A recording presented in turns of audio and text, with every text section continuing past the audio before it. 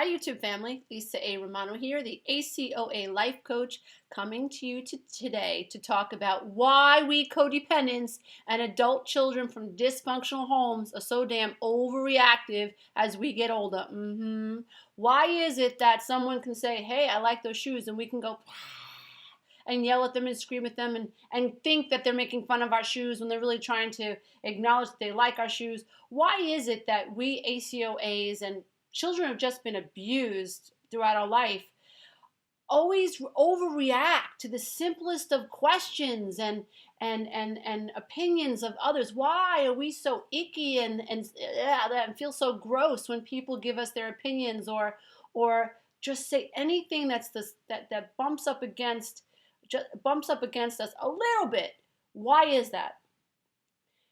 Dear ones, 2 plus 2 equals 4. When you're a giant scab, okay, and you're afraid of people bumping into you, and you've been taught to live in fight or flight mode, and you are taught to seek danger outside of self, why? So that you can protect yourself from danger. You are going to be overreactive as an adult. That's how you protect yourself. And so we ACOAs and children who've been abused in our homes, we lived in a state of survival. We weren't playing jacks. I don't know who plays jacks anymore, but you know what I mean. You get the picture. We didn't feel comfortable in our own skin. We were always worried about when the house was going to blow up. There was no time to like go outside and play and catch fireflies. What is that? We were constantly worried. We were on, when's the bomb going to go off? I know in my head, this is so sick, but it's true. I would, if my house didn't explode after 3 days, I was like, okay, when's it coming? When's the air raid gonna happen? I just knew, like, 3 days was too long, like, for my house to be peaceful. Like, something was gonna happen. Someone was gonna say something. Mom was gonna get crazy about something. My father was gonna get, fly off the handle. Something was gonna happen with one of my alcoholic uncles. Like, something was gonna happen. And usually it did. So three days was the space in my house.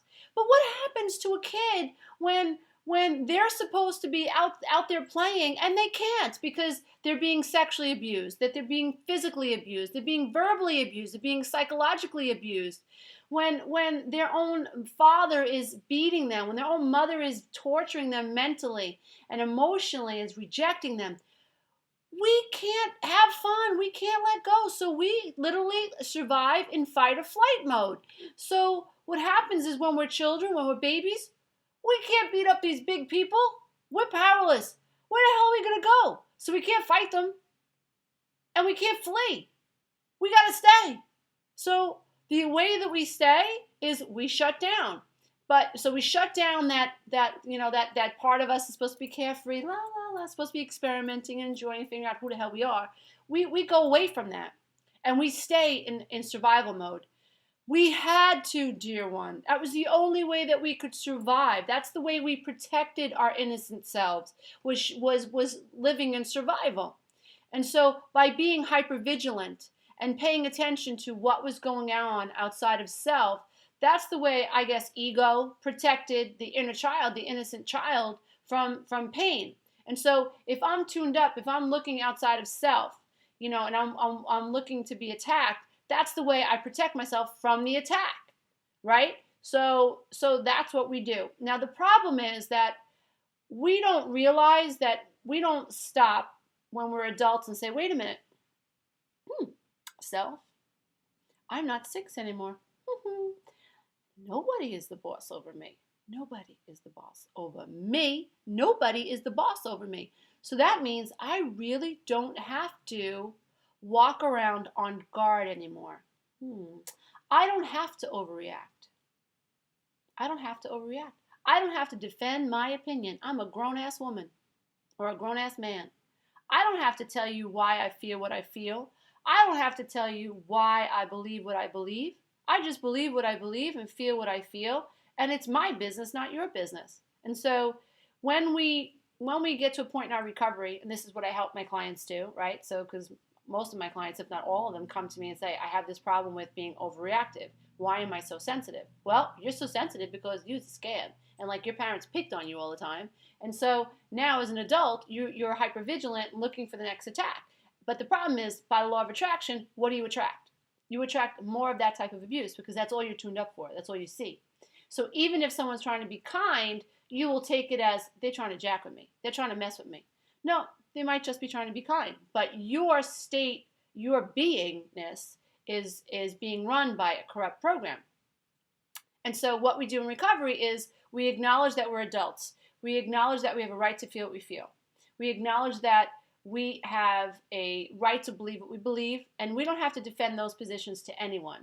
And we learn to honor that. So the 1, 2, 3 process that I've talked about before in the videos is I can accept how I feel, I can feel what I feel, and I can decide what to do about it. And so, for instance, I recently had an argument, unfortunately, with my brother on the phone. And so he and I did not we clashed because he sees things one way and I see things another way. And so what I did was I said, okay, listen, I got to get off the phone. I'll talk to you tomorrow. And I hung up. But I was very abrasive on the phone. And so after I did a meditation, because I felt that I was out of alignment with my higher self. And so when I got off the phone, I said, okay, how can I get back into alignment with higher self? And right away the idea came, do a meditation. So I laid down for half an hour, did a meditation, came out of the meditation very close to where I want to be in terms of my vortex of creation, my ability to control my emotional set point and be a being that's more conscious and more of love. So I got back into alignment with my higher self. And then I texted him and said, listen, I did lash out and I apologize. Okay, good. I didn't tell him, I didn't have to say I agree with you because I didn't defend what I was saying because there's nothing to defend. I'm a grown-ass woman and I'm allowed to feel what I feel. I was inappropriate for lashing out at you. I lost my temper. I will apologize for that. And so when we are in recovery and we are willing to be 100% completely and totally responsible for our emotional offering, that's when healing can take place.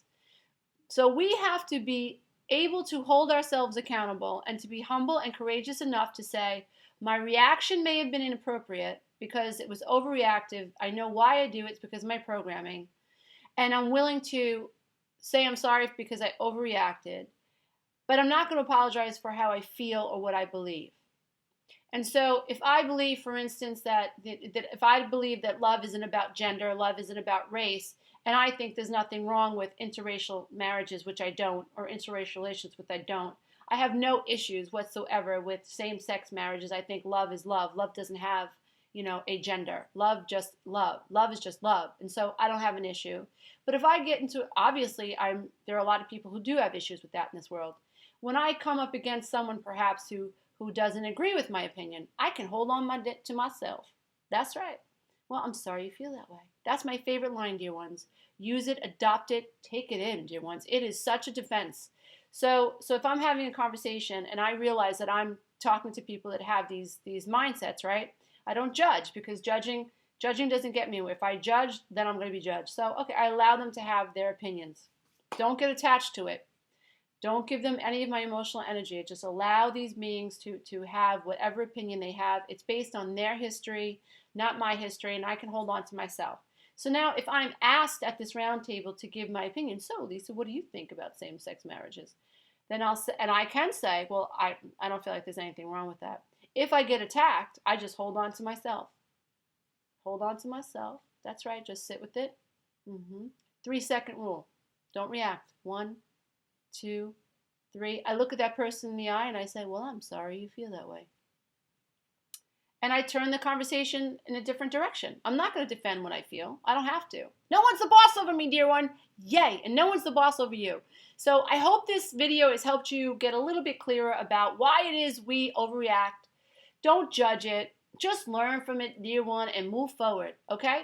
I want to say thank you and to Vladimir, Lexabuzz, Dana, and Aaron for shouting out to me on my YouTube channel and for encouraging me to continue making these videos because, dear ones, I do them for you.